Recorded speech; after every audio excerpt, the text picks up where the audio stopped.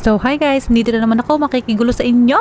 Samahan niyo ako mamili dito. So, nandito nga pala tayo sa CVS Pharmacy kasi maglalaba ako today and I decided to buy something detergent soap and for my toiletries today. Ayan, mag-ikot-ikot muna tayo again as always. So, papakita ko sa inyo yung mga prices ng mga items dito.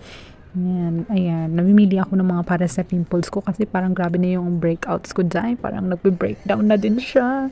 So, ayan, hanap tayo dito. Nag-ano pala ako ng scrub kasi gusto ko rin yung hindi ko na naabot yung mga bandang likod ko. And look at this shaver, my God, tig 500 pesos.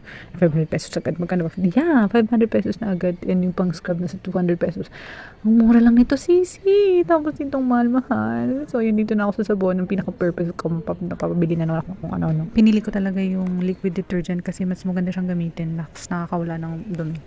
So, ayan, pili lang. Kunyari, wala kasi yung actual na size ng talagang pinibili ko. Yung mas malaki sana, pero wala akong choice. Ito na lang. So, ayan, tara na, magbayad na tayo bago pa ako ma-attempt na naman sa kung ano-ano. Pero usually, yung mga binili ko lang naman yung mga kailangan ko. Kasi as much as possible. Nagtitipid talaga ako kasi, yun na, mas maganda na rin yung titipid tayo kasi mahal dito. So buti na lang dito sa US, every groceries or mga pharmacies na pinupunta mo, pag naglalagay ka ng phone number, makaka-discount ka sa mga total bill mo. And nilalagay na nga ni Kuya dyan yung aking total. So, ayan, let's go. That's it for now. See you on my next video. Thank you for watching. Brrr, lamig. Bye!